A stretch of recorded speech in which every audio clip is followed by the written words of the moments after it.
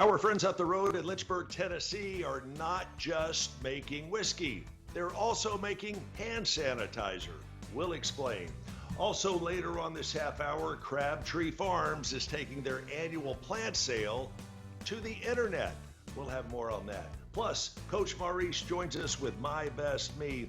All of that and more coming up this half hour on Let's Chat. Welcome to Let's Chat, the Tennessee Valley's premier show focusing on lifestyle and entertainment with Jess Raby and Chip Chapman, bringing you smart shopping tips, community events, and the newest trends. Now, let's chat.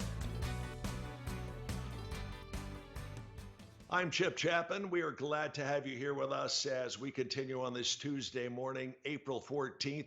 Joining us in the guest host shotgun co-pilot seat this morning, the one, the only Kevin West from WGOW Talk Radio 102.3. Kevin, good morning.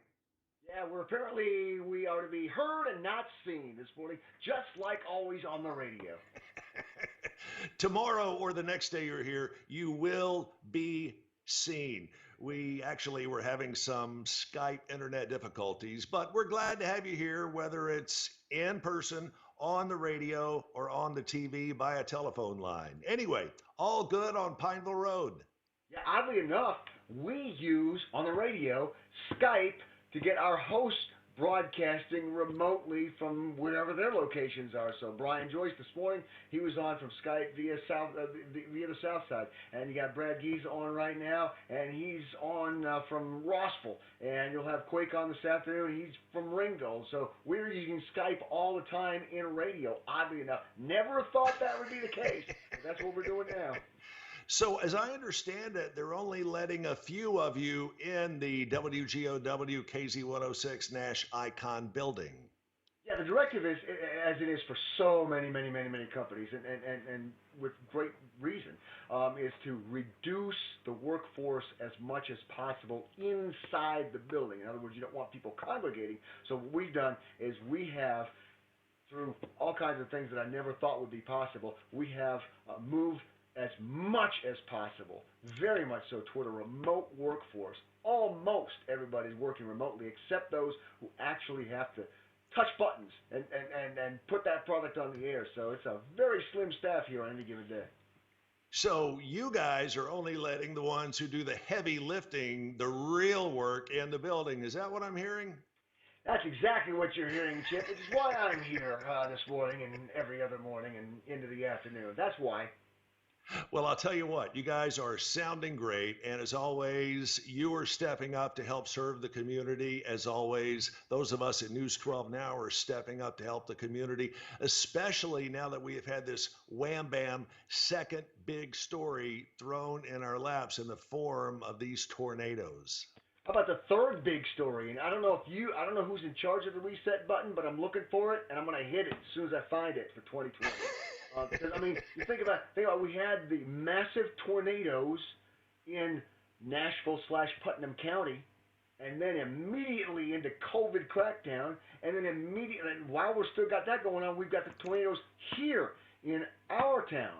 I mean, it's just one thing after another. And when it comes to handling big stories, crisis situations like this, does it make your pulse go up a little higher? This is what we were trained to do as professional broadcasters. Yeah, it's what we do, is what we do best, really. I mean, you know that from all the years that you've been in radio and TV, and you know, I've been doing this, 40 years now or so.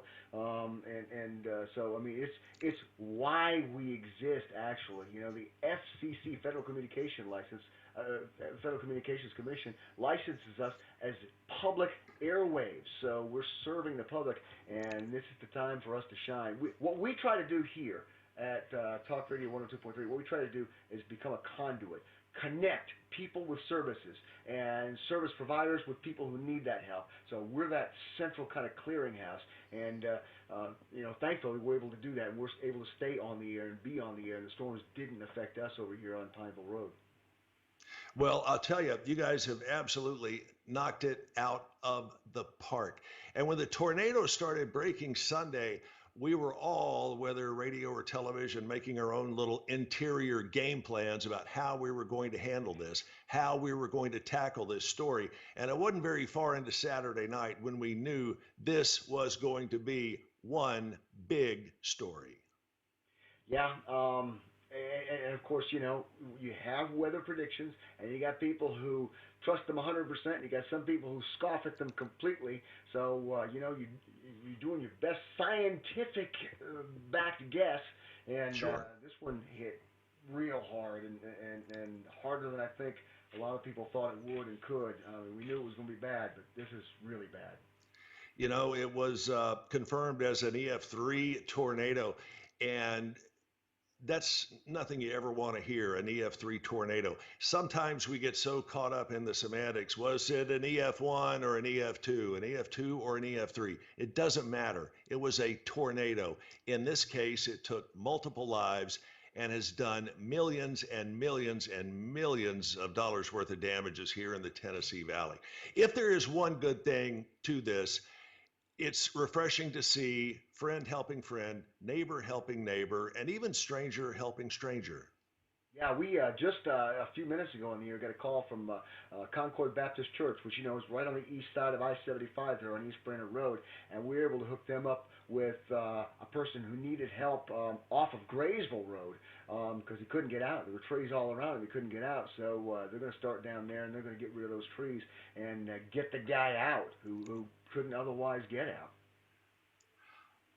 Kevin, hopefully you and I will be able to continue this discussion right here tomorrow with your face here on the screen. Thanks for everything you guys over on Pineville Road are doing to help out the community. It is a pleasure to stand in the trenches with you and fight for the best in our community.